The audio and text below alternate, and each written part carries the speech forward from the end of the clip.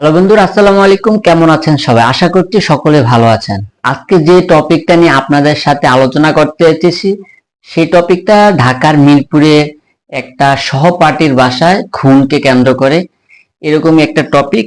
এখানে আসলে আপনি কাকে বিশ্বাস করবেন? এতদিন আমরা যখন স্কুল কলেজ ইত্যাদিতে পড়াশোনা করতাম তখন আমরা নিজে সবচেয়ে বন্ধু বান্ধবীদেরকে আমরা সবচেয়ে বেশি আপন ভাবতাম, যে আমার বন্ধু, ওরা হচ্ছে আমার সবচেয়ে আপন বোন, সহপাঠী, যাদের সাথে আমি ছোটকাল থেকে পড়াশোনা করেছি, যাদের সাথে খেলাধুলা আড্ডা সবকিছু সহপাঠীদের সাথেই হয়, তাদেরকে আমরা সবচেয়ে বেশি আপন মনে করতাম। কিন্তু আজকে যে ঘটনাটি ঘটেছে সেই ঘটনাটি আপনারা শোনার পর আসলে বন্ধুদেরকেও আপনি বিশ্বাস করতে আপনাদের কষ্ট হবে। আসুন আমরা সেই ঘটনার বিস্তারিত আলোচনা যাওয়ার আগে একটা নিউজ পত্রিকা সেই ঘটনাকে নিয়ে একটা রিপোর্ট করেছে, সেটা শুনি। এখানে প্রথম আলো লিখেছে, মিরপুরের সহপাঠীর বাসা থেকে জুবায়েরের মরদেহ উদ্ধার। মানে যে ছেলেটিকে মারা হয়েছে তার নাম হচ্ছে জুবায়ের, আর তার বাসা হচ্ছে মিরপুরের। আর ছেলেটিকে যেখানে মারা হয়েছিল সেটা হচ্ছে তারই এক সহপাঠীর বাসায় ডেকে নিয়ে সেটা বিস্তারিত আলোচনা করছি। এখানে লেখা আছে, শ্রেণীকক্ষে এক সহপাঠীকে মারধর করেছিল রাজিন। মানে তার এক সহপাঠী রাজিন নামে একটা অন্য সহপাঠীকে মারধর করেছিল। ক্লাস ক্যাপ্টেন হিসাবে এগিয়ে যায় জুবায়ের হাসান রাফিদ। মানে ছেলেটা ছিল, যে ছেলেটা মারা হয়েছে, যে ছেলেটার নাম ছিল জুবায়ের, সে ছিল সেই ক্লাসের ক্যাপ্টেন। তো তার আরেক সহপাঠীকে আরেকটা বন্ধু মারছিল, এই জন্য সে ক্যাপ্টেন হিসাবে ওই সহপাঠীকে বাঁচানোর জন্য গিয়েছিল। পরবর্তীতে বাধা দেয় রাজিনকে। এতে ক্ষেপে জুবায়েরকে দেখে নেওয়ার হুমকি দেয় রাজিন। এরপর জুবায়েরের বিষয়টি শিক্ষকদের জানালে কলেজ কর্তৃপক্ষ রাজিন ও তার বাবা ইকবাল চৌধুরীকে ডেকে সতর্ক করেন। 1 মাস আগে রাজধানীর মিরপুরের ঢাকা কমার্স কলেজে এই ঘটনা ঘটেছে। মানে ঘটনাটি যেখানে ঘটেছে সেটা হচ্ছে ঢাকা কমার্স কলেজ। রাজিন নামে একটা ছেলে তার এক সহপাঠীকে মারধর করেছিল। পরবর্তীতে জুবায়ের এসে রাজিনকে বাধা দেয়। পরবর্তীতে রাজিনকে এবং রাজিনের আব্বুকে কলেজ কর্তৃপক্ষ ডাক দেয়। পরবর্তীতে তাদেরকে নালিশ করে। সেটা 1 মাস আগের ঘটনা।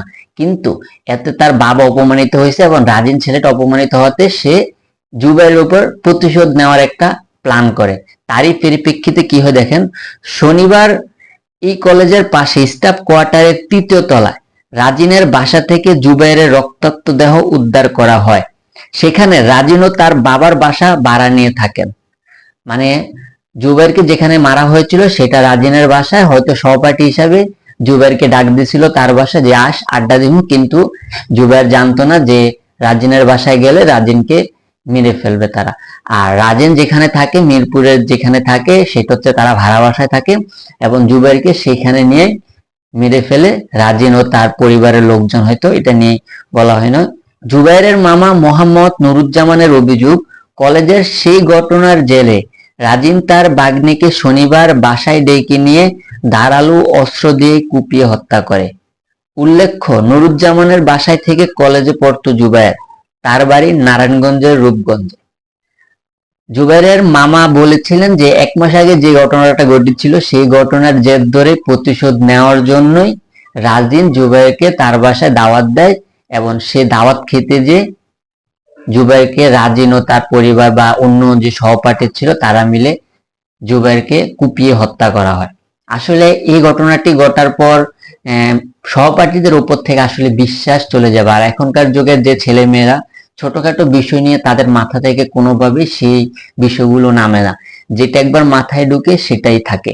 মানে সেটা আপনি আপনি কোনোভাবে অপমানিত হয়েছেন বা আপনার সহপাঠী আপনার সাথে একটু দুষ্টামি করে কিছু একটা বলছে, সেটা আপনার মাথায় একদম সেভ হয়ে যাবে। এটার আপনি প্রতিশোধ নিতে হবে।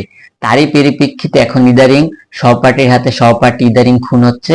এই যে নর্মাল একটা ছোট একটা বিষয়কে কেন্দ্র করে একটা জীবনকে তারা নিয়ে নিল, তাও সহপাঠী, যে সহপাঠীদেরকে সে খুবই আপন মনে করত।